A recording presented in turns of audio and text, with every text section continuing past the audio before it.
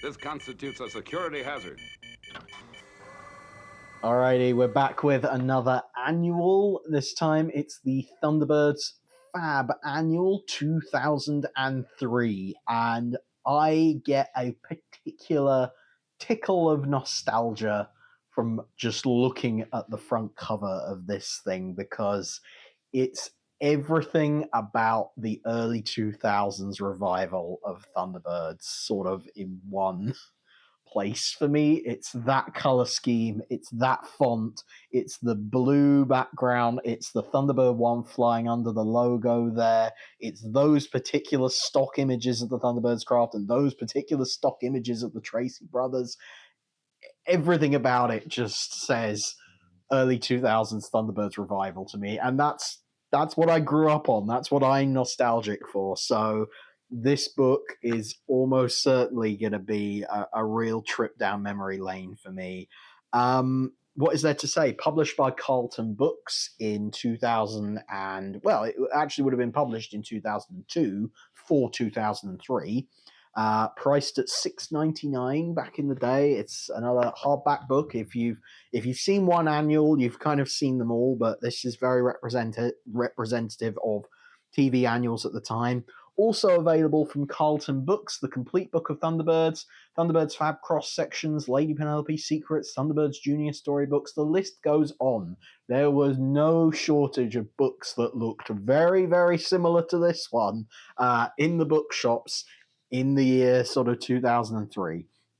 Now, this one, the author is Stephen Cole. So, Stephen, got your book, if this was indeed you who wrote this. This is rare. I can't remember, I genuinely, because I collect so many Thunderbirds books and things like that, I genuinely can't remember whether this is a book that I had as a kid or whether this is something I bought secondhand much, much later. I really don't know for sure. It's the sort of thing I would have had as a kid. It certainly looks a lot like the books I had as a kid. And I tell you what, if this had been my book as a kid, I also would not have filled out the agent's data file. But you see so many of these, because they're children's books, when you buy them secondhand, they've usually got scribbles or something inside. And this one is totally pristine. So who knows? Who knows? I have no idea actually whether I had this as a kid or not. This is going to be a really interesting one to kind of go back and look at because I'm really not sure. So let's just go through this. It starts with calling international rescue, a little message from Lady Penelope. You've got the whole table of contents there. It goes to a little bit of secrets about Tracy Island. We've got that lovely illustration there with very, very simplified versions of the colors and a really kind of pared down version of here's where all the hangars are, here's where all the vehicles hang out, that kind of thing. So that's all there. Then we get into one of these things which is I have a huge amount of nostalgia for these because I remember them from the Redan comics as well at the time, which is these photo stories where they basically made comic strips out of TV episodes, which now that I look at it, I'm like, that's a little bit lazy, isn't it? It would have been really nice if they'd illustrated some unique comic strips, especially for the annual, but I like the photo stories as well. I have very fond memories of, being away from home, being on family holidays and things like that, and not being able to watch Thunderbirds episodes, so I would instead read these photo stories instead. So I definitely have fond memories and things like this. But this is Ricochet. This is kind of the full photo story of Ricochet for the next few pages. So I won't go into too much detail on this particular one because, well, if you've seen one photo story, you've seen them all, really. But that's it. That's the whole of Ricochet in just a few pages. Fancy that. Now, here's this double page spread pretty much represents what I really enjoy these annuals for, which is the information on the craft and the characters and all of that biographical information which we've talked about when we've looked at many other books on this channel before. In this case, it's obviously Scott Tracy and Thunderbird 1, very, very kind of pared down basic biographical information, but I remember it's always consistent across in the books in the early 2000s, did a really good job of consistently providing the right biographical information for all the characters, as far as I can remember anyway. Do correct me if I'm wrong. But then you also have these brain teaser things. So here's a game called Brayman's Brain. Brains has built some special components that he hopes will make his robotic creation Brayman think more quickly than ever. But now Brains is away with Virgil on a special mission, and Brayman's incredible computing power is needed. Help Gordon. Oh dear, poor Gordon. Help Gordon put the parts in place by drawing lines to match each component to its own specially designed socket in Brayman's brain. Okay, let's see if we can do this then, because it's simple like 1, 2, 3, 4, 5, A, B, C, D, E. So let's see if I can do this. Let's see how quickly my brain can process these. So I think that hexagon there and the 2 dots. Yeah, 1, D, 2, B, 3, A, 4, C, 5, E. There you go. They're very simple, but they're they're charming. They're really, really kind of fun. And I can imagine for a younger kid that would be maybe a little bit taxing. I don't know, maybe not. Know your enemy. The hood. There's a whole profile there on the hood. That's actually really interesting. There's kind of a lot that they talk about there. Different sightings, different disguises, different ways that he's been seen and things like that. That's really interesting. And then you've got this challenge here, which I'm not going to do right now, but you've basically got to draw the hood. And they do it by breaking it up into a grid, and you can therefore start drawing based on the way it's broken down into the grid. And then I think you've also got to color in the hood based on this picture. You can color him in on there. So, double page spread on the hood. Can't complain about that. We've got another mission report vidi print. This one is Atlantic Inferno. Although, interestingly, that image is not from Atlantic Inferno. I'm pretty sure that's Path of Destruction, I want to say. Something like that. Anyway, that's interesting. Correct me if I'm wrong on that, obviously, but I'm pretty sure I'm right about that. Here we go. Atlantic Inferno. Let's just keep flicking all the way through. I mean, they're really nicely done, these things. I can't fault them for that. Yes, it would be nice if there were actual comic strips in here, but I think these work well enough. Again, if you don't have access to watch the episodes at the time, then that's a good way of doing it. Right, we've got some more puzzles to do. Let's see if we can do some more of these. So, oh my goodness, there's a lot. Okay, there's a lot. Oh dear, I don't have time to go through all that right now, but there's some sort of, I think, code breaking that you need to do on that page for Lady Penelope, so that's nice. Maybe we'll get through that. Right, now, Brains' birthdays. This is great. Brains has an amazing memory for scientific facts and figures, but he's not so good at remembering birthdays. Yeah, you and me both, Brains. Even his own. He can't remember his own birthday, poor guy. He programmed his friend's special days into a computational grid, but now a power surge has left the information scrambled. Can you find all the birth dates in the grid below? Search backwards and forwards in straight lines down and across. Wow. Okay. That's that's something. Oh my, Brayman, I've forgotten Lady Penelope and Gordon's birthdays. Can you help me out so I can write them in this grid matrix? And then Brayman over here says Lady Penelope's birthday is Christmas Eve. She is 5 years older than Alan. Gordon's birthday is Valentine's Day. He is 30 years younger than Parker. That's rude. Worth pointing out, I suppose. Now, this is obviously the dates and everything that's using the 2065 timeline. If that's your chosen timeline when it comes to Thunderbirds, then you'll enjoy this.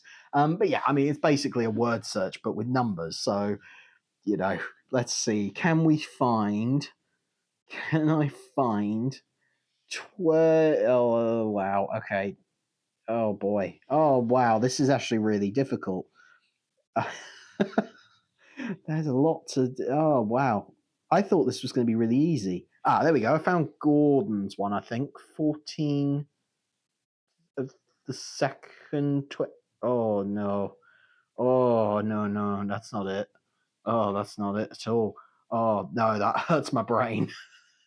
That's quite difficult, actually. I mean, I'm trying to make a video at the same time, but I'm not sure if I sat down and thought about it, I could do it. But no, me too stupid to figure that one out, I have to say. Craft and crew, Thunderbird 2, Virgil Tracy, pick up the pods. Whatever the emergency, you can bet there's a pod vehicle to handle it. They can be carried to the danger zone by Thunderbird 2, but each of these mighty machines is useless without Virgil's special skills of observation and judgment. Study the amazing machines on this page, then fit the words in red into the special grid below. Once you've filled in the grid, read down to spell out the name of the man who makes sure Tracy Island runs smoothly while Thunderbirds race to the rescue. Oh, okay. So let's see. We're looking for a 5-letter word to go up there. So truck. And then we're looking for a 7-letter word, probably firefly. Yeah, that's probably spelling out Kirano down there. And all the different pod vehicle names are going to fit into that grid. So there you go. Pretty sure that's right. Yeah, Kirano. Must be. More puzzles, more information about different characters. There we go. Thunderbird 3 and Alan, and then Monorreak Maze. Okay, well, this is quite simple. We've just got to do a maze that gets... What do we got to do? Monotrain has been derailed deep in a mountain tunnel. There are no casualties, but sections of the tunnel are starting to collapse. To reach and rescue the passengers, Virgil must steer the monobrake through the maze of dark passageways. Use a piece of string to measure the passages so you can work out the fastest route for him to take. Remember, he dare not try to push through a rock fall for fear of causing further cave-ins. Okay, so you've got to get to the train down there. There's basically 2 paths. I mean, basically, the way you do these things is you work your way backwards, don't you? So don't take that path, because that's a really long one. That one is shorter, probably, although it winds a lot more, so maybe that one is longer, deceptively. But I'm going to say that probably the shortest route is that one, taking you through that way. Could be wrong, could be a trick, but that's what's standing out to me. And then we've got another vidi print. This time it's Sun Probe. So there we go. Let's flick through Sun Probe really, really quickly. As I say, I think these are really nicely designed and make a good substitute for watching the episode itself. Obviously, you wouldn't even think about that nowadays, but if you could remember before we had Thunderbirds like on our mobile devices, where we could literally get on a streaming service and watch Thunderbirds on our phones at any time we liked. This is what we had to deal with back in the day. If you were lucky, that's what you had. And then you got more puzzles there. So let's see. Turnaround Trouble. I mean, they certainly do write quite a lot in these, I will say that. I think basically you've got to flip words around. So you two top pod, domo dome mole. I don't know. That's obviously there's something going on there. But this annual really is packed full of puzzles and stuff. Like, I can imagine as a kid, this really can keep you entertained for quite a long time. Okay, transmitter tangles. Let's see if we can do this one. So on board Thunderbird 5, John is experimenting with a code filter that compresses radio signals. Using the clues below, you should be able to work out which are the key words he's been sending through. When you have one word answer for each of the following 10 questions, write them down in a continuous word chain. Because of the compression, the last letter of each word becomes the first letter of the next. Okay, and then what? You've got to write them all down on that line, I suppose. But let's see if we can answer these questions. So number 1, Lady Penelope's trusty chauffeur. Well, that's Parker, of course. We know that. Calling International Rescue. That's just a fill in the blank. Number 3, the Thunderbird craft are the fastest vehicles on... Begins with an E, so it must be Earth. Fastest vehicles on Earth, probably. So the next word must begin with an H. So Jeff is always ready to respond to any cry for help. The colour of Lady Penelope's Rolls Royce would be pink. Tintin's father and Jeff's old friend would be Kirano. Thunderbird 5 hovers over the world in geostationary orbit. And then it's just blank. I'll go. I wonder what that could be. something Argo. I wonder. Oh, would it be Thunderbirds by any chance? But of course, the S is already there, so it must be Thunderbird, singular. This heavy-duty rescue equipment is built like a tank with 3 powerful suction pads on its jointed arms. So that's probably the Domo. And then finally, the color of Thunderbird 3. Now, that's up for some debate, to be honest, but by and large, I think people would say it's orange, and since the Domo ends with an O, it's, orange, so there we go. Of course, there's Thunderbird 5, and there's lovely John Tracy there. Character. He is quiet, intellectual, and precise. Oh, yes, he certainly is that. Unidentified FAB objects. The puzzles just keep coming in this thing. It's full of puzzles. Crazy. Brains has invented a device that ruins any photograph taken of a vehicle used by international rescue. Well, I can see that being helpful in some cases. Only trained operatives should be able to recognize these craft from the spoiled pictures. Can you? Ooh, can I recognize these vehicles? You know, I think I might be able to. That's Thunderbird 2. That's Thunderbird 5. That's Thunderbird 3. That's Thunderbird 4. That's Thunderbird 1. That's Fab 1. Brains' device also distorts the size of each image. Starting with the smallest, can you list these craft in the correct order? The fact files elsewhere in this dossier will help you. Ooh, can I list them in size order? Probably. Fab 1 will be the smallest, closely followed by Thunderbird 4, then Thunderbird 1, Thunderbird 2, closely followed by Thunderbird 3, and then Thunderbird 5 will be the biggest. Yeah? Do you agree with that in the comments? Let me know. Then we go, we've got a fact file on brains. Then we've got, a lovely, another one of these maze things. Only one of these lines gets to, what is it? The winch cable of their diving sphere is snapped and they plummeted to the bottom of the inky Black Sea. Gordon must act quickly if he is to save them. Help him by carefully following these twisted undersea cables to find out which leads to the diving sphere. All right, well, we can do this one. Just by starting at the diving sphere, basically. So we're going to follow that line all the way over there, around there. Simple things, isn't it? Simple things, please, simple minds, they say. D.